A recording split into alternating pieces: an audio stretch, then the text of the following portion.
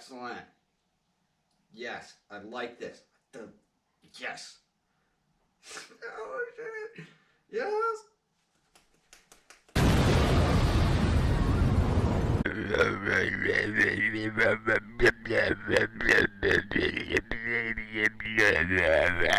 Dr. Drag, filling in for Peanut Butter. There's definitely some strangeness going on here, and I wanted the viewers of 20scene Tube episode 4 to see exactly what has happened. We here at the office of 20scene.com, we received a strange video and an interview explaining some sort of madness. I'm definitely gonna diagnose this as strange. See for yourself.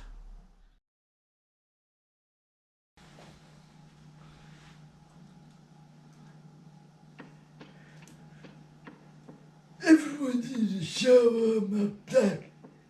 You have to be careful when you walk. You always have to be ready, you know.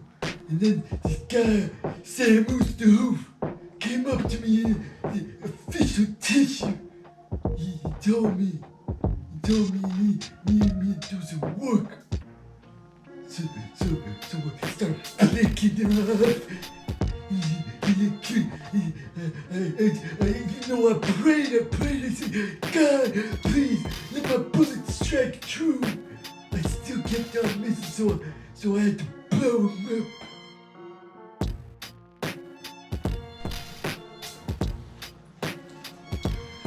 That was my partner, that was my brother. Punk rock NBA. We used to speak about you with a lot of respect. We was all brothers.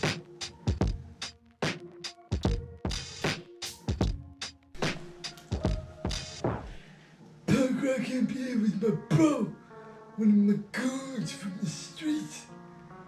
We was glad to have one of ours in a position of power talking about the punk rock. Then you had to go the other way.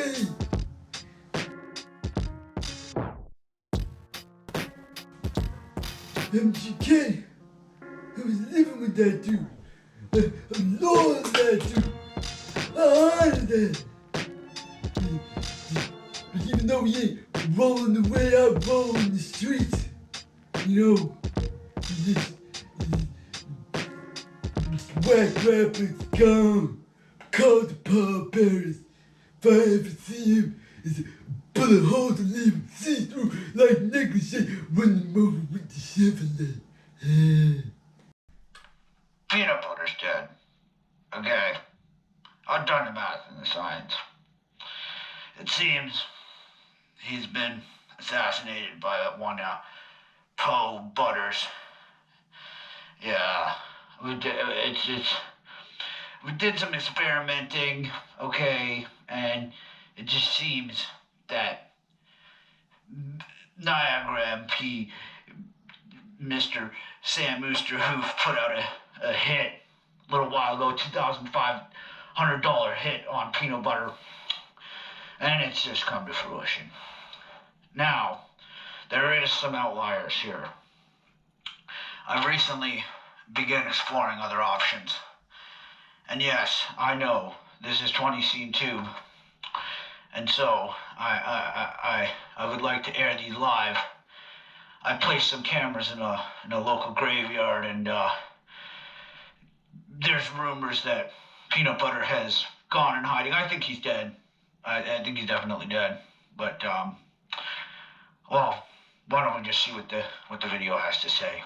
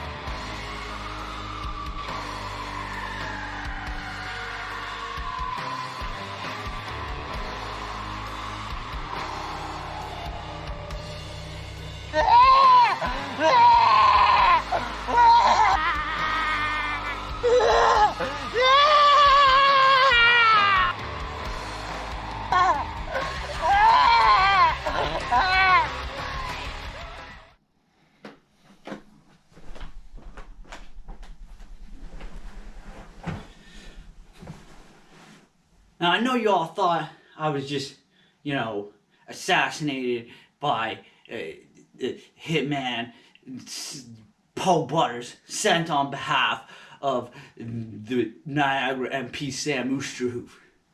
But guess what?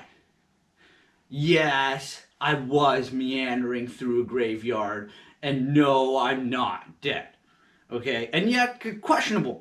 I know, but like, still, the fact of the matter is, I'm here to air it all out. Okay, what I'm saying? You know what I'm saying? Like, I'm here to talk about why QKP and 20scene.com has become politicized. Okay, I used to keep the politics out of it, but lately, I came out with this zine, Haiku Politico. You gotta check it out. It's on the website, 20scene.com. And friggin', but like, I had this wonderful interview too, and I was just like, fuck it, caution to the wind. You know what I'm saying? Started shooting off political questions and talking about men's rights activists and all this other stuff. You know what I'm saying? Having fun, right? And that's what it is, because this is all good and fun. But like, we're gonna get serious for a second. Peanut Butter's gonna tell you a tale, okay? A tale from the crypt, all right? And it's like, it's funny. It's funny. People think this is a game. You know what I'm saying? Sam Oosterhoef out there throwing parties with 50 people, no masks, no, social distancing or nothing like that. Just pure harm on the pandemic. No reprimand. He just apologized. You know what I'm saying? That's funny. No reprimand. Your boy Peanut Butter over here, of good character, a peanut butter paralegal, you know what I'm saying, at a law firm, got fired for making workplace accusations about his superior because the friggin' dumbass wanted me to forge a signature on a document. Can you believe that? I get fired for some shit like that. Sam Oosterhoef did slap on the wrist. He gets to apologize, right? You know what I'm saying? Like, well, guess what? I'm sorry. I'm sorry that I spent, years of my life being, a good, upstanding member of society, because guess what? There's a bunch of people upset right now, you know what I'm saying? People are unhappy in this province, and I'm just a manifestation of that, And that's how I'm kicking the truth, That's what it is. Because it's like, I think people should be resigned. You know what I'm saying? I think people should just quit. I got fired. Y'all should just quit, Doug Ford. You should eat that. You know what I'm saying? You just, you know what I'm saying? Like, eat that. Because this is what I'm saying. Like, don't take it from me. Don't take it from me. Don't take it from the motherfucker Sam Oosterhoef, who doesn't like babies, because, you know what I'm saying? Like, he's sitting there like friggin' getting all uppity about abortion. Nobody friggin' gets those anyways.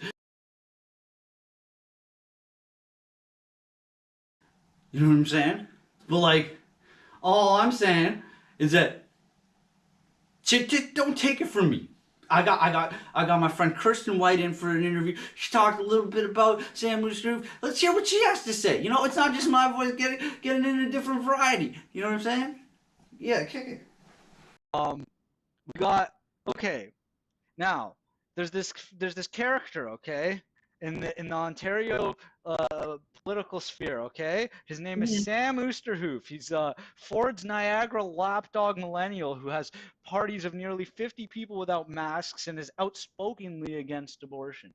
Now, he also recently went to an event where they compared abortion to the Holocaust. Oh dear God. Uh-huh. Yeah, see, this is why I asked you about him.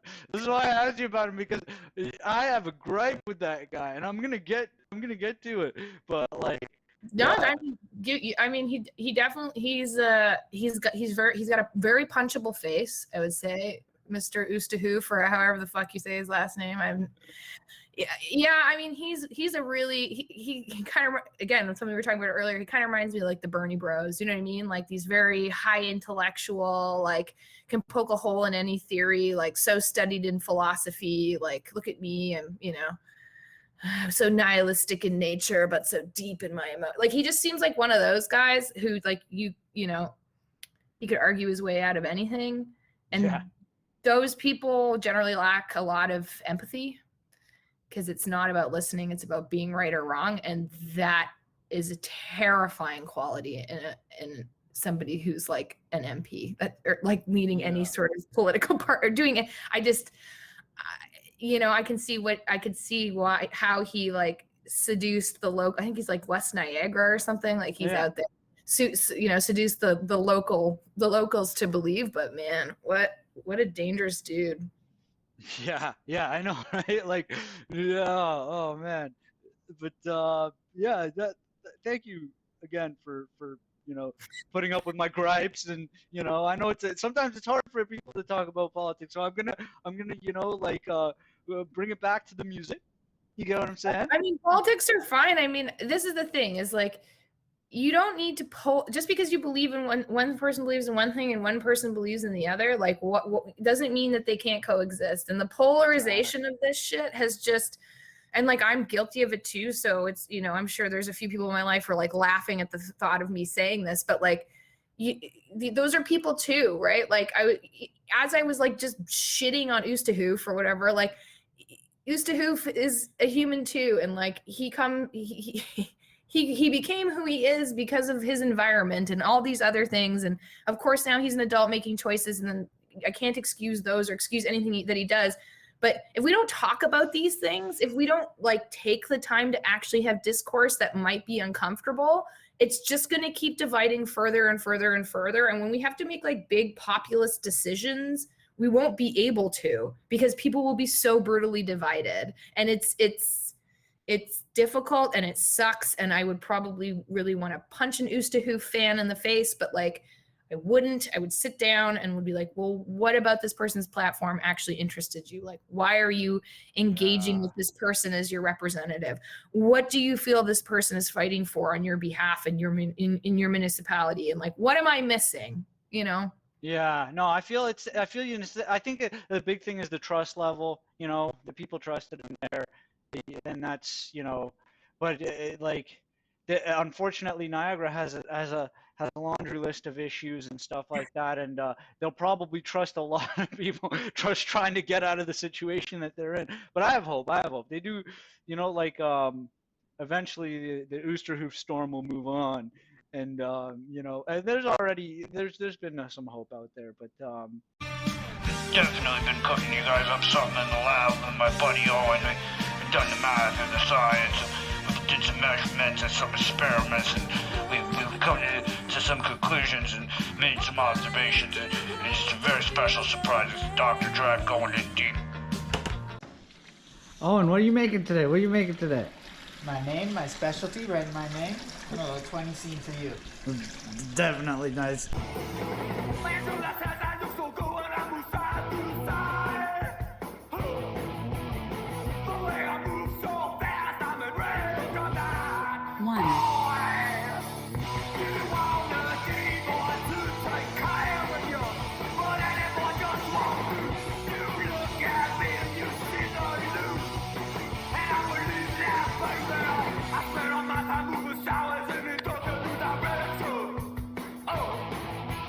Well,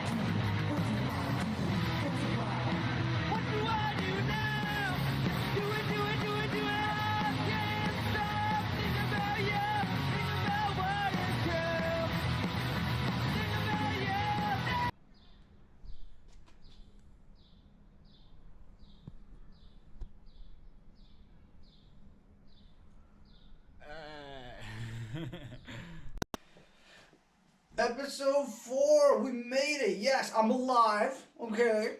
Yes, here we are talking about the shows. This is what we do, the music. You know what I'm saying? It's all about that. 20scene.com, 20scene Tube, episode 4, February 26, 2020.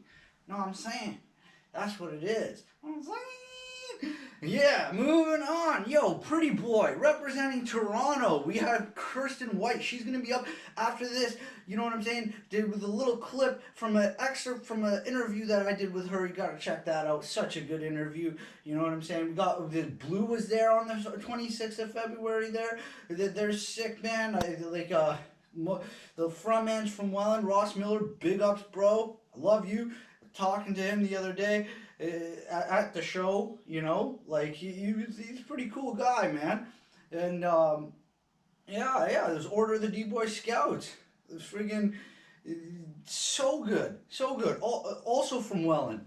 Like this show is something else. Like it was just nonstop. Like just good vibes, energy, high pace. You know what I'm saying? Like just awesome. Like it was. Order of the D-Boy Scouts. Let's start backwards. We're having a top-down approach this episode, and yo, D-Boy Scouts, so fucking good. Got that like Russian sort of like commie aesthetic mixed with all this sex appeal and this like, you know what I'm saying? Those masks and shit that they wear. Like, but then they had this like banner behind them that said "Love will always find you" and just like random shit. Like, yo, D-Boy is so good. Like, if you just want to hear some like. Dude, drawl on, you know what I'm saying? Drone on with his like southern accent and friggin' like, yeah, man, and just like rip some serious punk rock, like just like so good, and like this friggin' Blue, they took down all their music, Blue. You know, Ross Miller is like so fucking next sometimes. He plays for the Dirty Nil, fucking sick band. Definitely check them out. And he was in Sideman too, which is she appeared in 20 Scene episode or 20 Scene Volume 1. In the personal favorites section, and they're fucking awesome rap rock group. Yo, Ross does like so much work, so like I could see why he's like, oh yeah, I'm gonna keep this one under wraps. But Blue is so fucking good. They're like some melodic hardcore, you know what I'm saying? Just like good stuff, real like, you know, like solid energy. And he did great as a frontman. Like he was really like. He had it all on point. Like he was doing his kick moves and these neck things. And like it was just like it was really cool. And and Pretty Boy, you know, Kirsten White, friggin' awesome. She's in Lilum, and she Pretty Boy is going on there. They're not so much a band anymore, but like they're gonna release the last of their music. It's another 2 more albums. It's gonna be sick. But yeah, definitely check out the interview I did with her. Like that was like friggin' just like we went into a whole bunch of stuff, and like you'll see parts of it in the episode, I'm sure. But yeah, definitely check that shit out, and just like yeah, like all these bands. But Pretty Boy was just like this thrashy friggin' hardcore, you know, like but sort of like bratty and like, you know, it's just like so sick. Like I don't know. I think that, you know, these kinds of shows are like what I dig, like where it's just like nice variety, but then also like, you know, just like a real entertainment factor and stuff like that. And Kirsten does a great job of that. Like if you ever see her live, she's just like, whew, just like putting on a show. And like all these bands did that too. That was the real rad part about it. Is that the Monarch? Big ups to the Monarch. Always good shows going on down there. But yeah, that's pretty much all I have to say. Here, check out what Kristen had to say about the show. February 15th, 2020, show at the Monarch, where you and Pretty Boy played with Blue and Order of the D-Boy Scouts. Yeah, tell me about that. Like, is there like, you know, like how did you find out about the show? Did anything cool happen after, before, or anything? Like, just tell me about it. you know, like the gatekeepers of the local scene, I guess, eventually saw us. I mean, I hate to poo-poo on Dan Burke. I love Dan Burke, but he's definitely a gatekeeper. And he and Izzy started chatting, and so he started. I guess he listened to the demo. He liked the demo. He started putting us on his shows, and he's like a guy who gets to book bigger things. And so I guess the DBOY and Blue liked us, and we're like, yeah, that's definitely who should open for us. And you know, they were super rad guys. I mean, we were very different from them. They were a lot more, you know, it's Dine Alone. It's a lot, no offense. I mean, maybe minus Alexis on Fire. It's a lot. They're a lot more polished. The artists are not talking about big issues. They're not, you know, it's a little bit cleaner in a way. Rock and roll. I mean, I think DBOY definitely has a pretty cool stage thing that he does. I like his whole get up. I like his threes to the crowd, and he's all about good vibes, and like I'm totally into that. Blue actually was, I liked Blue better. I thought what that guy brought, and he's in the Dirty Nil. I can't remember his name right now. Yeah, that's what's his name? I can't remember his name too, and it's terrible because I lived in the same town as him. Ross Miller from Well. I really fucking dug what he did. I liked Blue. I thought his whole his energy and his performance and his fucking leg moves and shit. Like I was engaged. I was like, yeah, man. Like I'm about what you're doing. Like. I like Blue too. Like I downloaded. He put out the Blue album for free actually. And I fucking downloaded that shit. I was like, fuck yeah. And then exactly what you're saying. Like everything was very polished there. Like very. I thought he was polished, but he was also really real. And I liked his voice. I liked the whole thing. I liked his band. And they were really nice dudes who like wanted us there and like dug that we were like a screechy, dirty, smashy punk band. Like they didn't, you know, they accepted our lack of refinement, I guess, in a sense. And that, you know, and I dig that. I dig when bands are like still, you know, not snooty and like can get into it. I think the funniest part of that night was we were at Batondo's across the street, and fucking I don't really drink, but like everyone else in that band in Pretty Boy, like they like to fucking, they used to like to put it on, you know, pre-COVID. And Izzy and my partner and I think, and Izzy's partner Amanda, were sitting in Batondo's, and we're just smashed, like eating pizza. And she looks up and she realizes it's the DBOY guys, and they're saying like good night to us and whatever. She's like, later, man. And Mark's like my partner throws up the threes, and he's like, for good times. And they took a photo of him. So there's this like horrible photo of Izzy being like, and like Mark being like, and everyone's like holding their pizza in the air, all excited, that they put up on their Instagram, which made me laugh because that's pretty good. That's everybody. Yeah. DBOY is awesome. And it was also like a crowd that would never come to a Pretty Boy show. So there was a lot of people who like saw us that aren't a part of like the Scorpio Rising or the Walmarts or like Piper Maru, like this sort of like Toronto, and it's punk, but it's not, you know, like like post-punk scene. Yeah, we all play together, but it's not traditional punk, you know, like they just let everybody in. Yeah. And they're super welcoming. So it was like the Dine Alone, like people who would only ever go see a Dine Alone band came to this show and were exposed to us. And some, you know, some people dug it and bought some tapes and said thank you. And that's always the best part, you know? Yeah. Dad! Hey, Dad, you're all mine. Who's my car? Who's my spider car? What? He's definitely dead. He's definitely dead, okay? He's no longer. You're my cat. You're my cat now. Who's my car? Who's my cat?